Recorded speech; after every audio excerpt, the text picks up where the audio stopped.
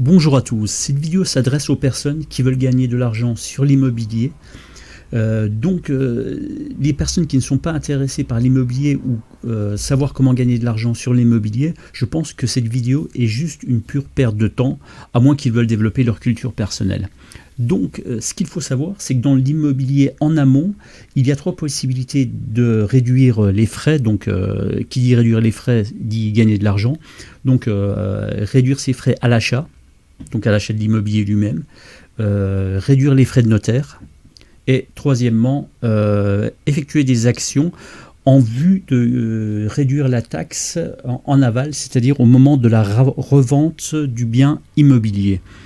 Donc écoutez bien jusqu'à la fin pour recevoir l'ensemble des informations qui pour certaines sont très techniques. Donc tout d'abord nous allons nous concentrer à savoir comment réduire les frais de notaire. Donc ça c'est vraiment la première partie, je dirais, c'est vraiment comment faire pour réduire les frais de notaire. Donc, pour ce qui concerne les frais de notaire, il faut savoir que la totalité des frais de notaire ne vont pas dans la poche du notaire, contrairement à ce que pense la majorité des personnes. Seuls 10% des frais de notaire vont dans la poche du notaire. C'est ce qu'on appelle les émoluments du notaire. 2% servent ce qu'on appellerait les frais d'hypothèque, frais d'enregistrement, les frais de crédit logement. Et 88% vont dans la poche de l'État, donc sous forme de taxes. Donc maintenant nous allons nous intéresser aux émoluments du notaire, donc les 10% qui vont dans la poche du notaire.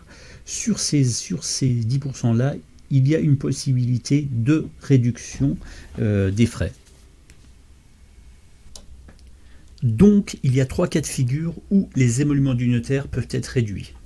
Premier cas de figure, le notaire peut soit réduire de 100% ses émoluments, soit vous devez tout payer. Donc dans le cas de figure où vous êtes un investisseur qui fait je sais pas 4, 5 achats-reventes à l'année, il peut arriver que vous pouvez vous accorder avec le notaire en disant après 5 achats, le 6e,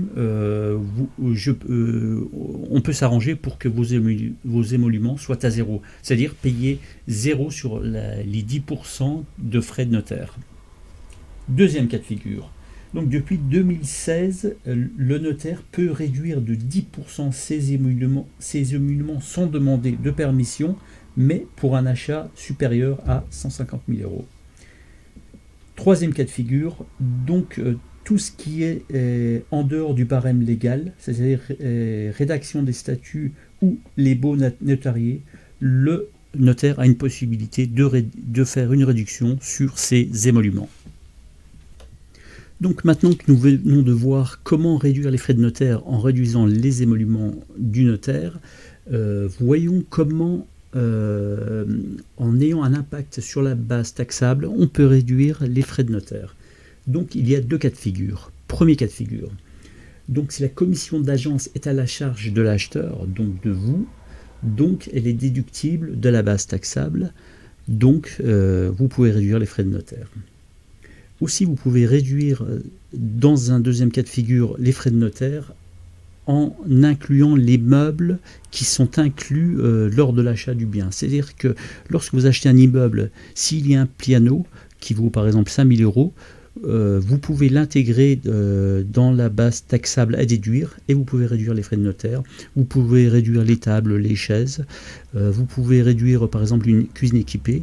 Mais vous ne pouvez pas réduire une douche intégrée, par exemple.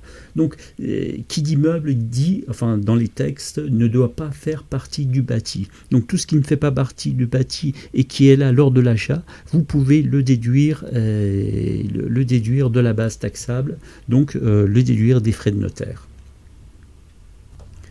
Donc, maintenant que nous avons vu comment on peut baisser les frais de notaire en tout d'abord réduisant les émoluments du notaire ou en réduisant la base taxable. Maintenant, voyons comment on peut réduire ces frais liés à l'acquisition d'un bien en effectuant certaines actions chez le notaire. Donc, voyons tout d'abord le premier cas de figure. Donc dans ce premier cas de figure, voyons maintenant comment baisser sa taxe foncière ou ne pas du tout la payer la première année d'acquisition. C'est-à-dire que quand vous achetez votre bien, vous devez payer la taxe foncière au prorata.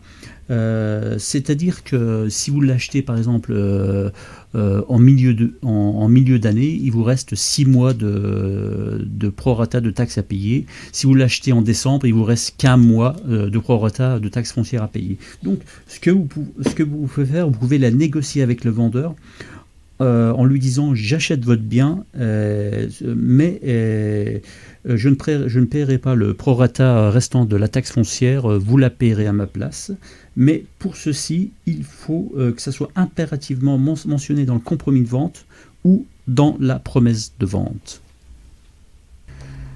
Donc en ce qui concerne le deuxième cas de figure, donc c'est une technique très très méconnue, mais paradoxalement c'est une pépite d'or, c'est une technique qui rapporte vraiment le plus d'argent, des centaines voire des milliers d'euros.